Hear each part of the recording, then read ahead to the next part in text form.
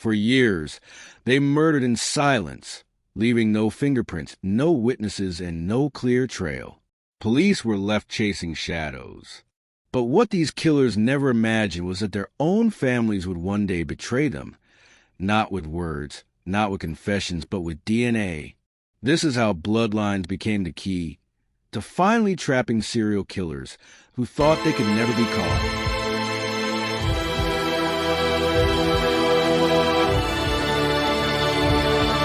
Welcome back to Prison Stories. Today, we're exploring how a single piece of DNA, not from the killers themselves, but from their relatives, brought some of the most dangerous serial killers to justice. This groundbreaking method is called familial DNA, and it changed criminal investigations forever. Before we dive into the cases, let's understand what makes familial DNA so different. Normally, when police collect DNA from a crime scene, they compare it to known profiles in criminal databases. But what happens if the killer's DNA isn't there? That's where familial DNA comes in. Investigators look for partial matches, people in the database who share enough genetic markers to suggest a family connection.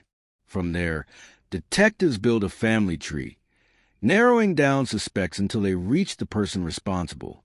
It's controversial, raising questions about privacy and ethics. But in some of the most chilling serial killer cases, this technique became the breakthrough that detectives had been waiting for. Joseph James DeAngelo, also known as the Golden State Killer. For decades, he was known only by his crimes. The East Area Rapist, the original Night Stalker, the Golden State Killer. From 1974 to 1986, he committed over 100 burglaries, at least 50 sexual assaults, and 13 murders across California. Despite countless witnesses, mountains of evidence, and years of investigation, his identity remained a mystery. Detectives had DNA from his crimes, but it matched no one in any database. It seemed he had disappeared into the shadows forever. That all changed in 2018. Investigators turned to a new controversial tool, familial DNA. By uploading the killer's genetic profile to a genealogy website, they found distant relatives of the suspect.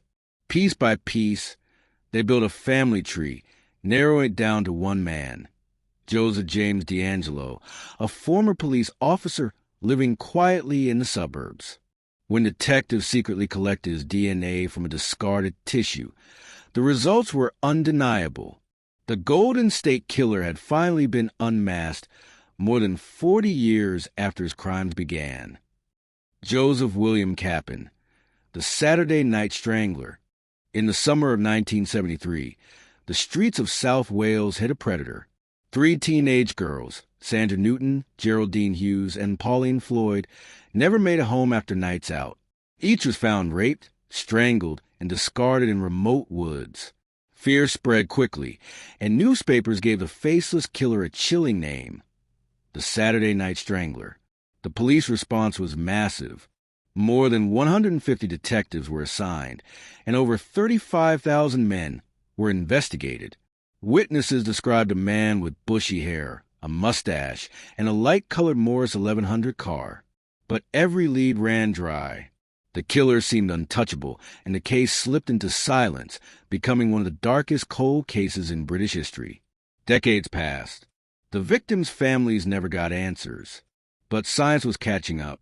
In the early 2000s, detectives decided to try something new, familial DNA. Instead of waiting for a perfect match, they searched for close relatives of the unknown killer. That small genetic thread led them to a man named Paul Capin. Tests on Paul's mother and sister revealed the truth. The real suspect was his father, Joseph William Capin. Capin had been questioned back in the 1970s, but dismissed. By the time detectives returned to his name, he was already dead. In 2003, investigators exhumed his body, and DNA testing on his remains confirmed it. Joseph Capin was the Saturday Night Strangler. He became the first serial killer in the world ever identified through familial DNA. The revelation was groundbreaking. It proved that no matter how much time passes, And no matter the killer is even alive, the science of DNA can unmask the truth. Lonnie Franklin Jr., the Grim Sleeper. In the mid-1980s, Los Angeles was plagued by a shadowy killer. Women were being found in alleys, abandoned buildings, and dumpsters, strangled or shot, their bodies often showing signs of sexual assault. For years, the murders continued, but no one could identify the man responsible. Then, almost as suddenly as it began, the killings seemed to stop. From 1988 to 2002, the city believed the nightmare was over. But in reality, the predator was simply lying in wait. When new murders began surfacing with the same disturbing patterns, investigators gave him a name that chilled the community: the Grim Sleeper. Police collected DNA evidence from several of the crime scenes, but no match appeared in the databases. Just like the Saturday Night Strangler case, it was familial DNA that would finally break the silence. Detectives found a partial match, belonging not to the killer, but to his son. That discovery led them straight to Lonnie Franklin Jr., a seemingly ordinary mechanic and family man living quietly in South Los Angeles. Investigators needed confirmation. In a carefully planned sting, undercover officers retrieved a slice of pizza Franklin had thrown away. The DNA on that crust was an exact match to multiple murders spanning decades. Franklin was arrested in 2010, accused of killing at least 10 women, though authorities believe his victim count may have been far higher.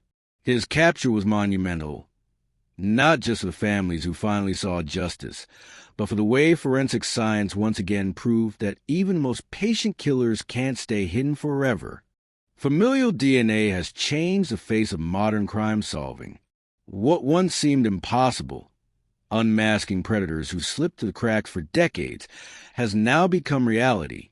The Saturday Night Strangler, the Grim Sleeper, the Golden State Killer, all men who thought they had beaten the system, only to be undone by science and the bloodlines they never considered will betray them. These cases prove one thing: even if a killer leaves no trace of their name, their DNA carries a legacy that cannot be erased. Family ties, once their shield, became the very trap that ended their reign of terror. And as genetic technology advances, one question lingers: how many more hidden killers are still out there, waiting for that one strand of DNA to give them away? Thank you for watching Prison Stories. If you enjoyed this video, don't forget to like, subscribe, and share your thoughts in the comments below.